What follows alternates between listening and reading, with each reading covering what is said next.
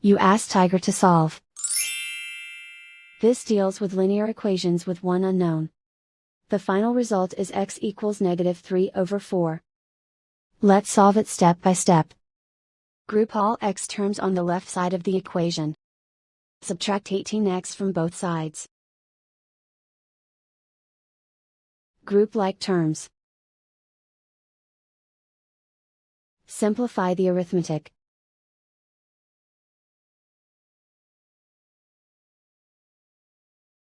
Group all constants on the right side of the equation.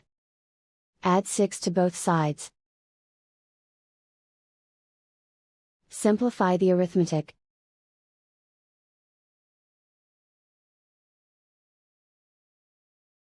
Isolate the x. Divide both sides by -8. Cancel out the negatives.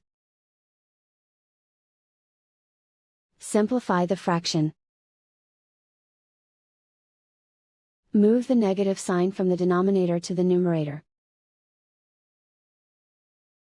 Find the greatest common factor of the numerator and denominator. Factor out and cancel the greatest common factor. And so the final result is x equals -3/4.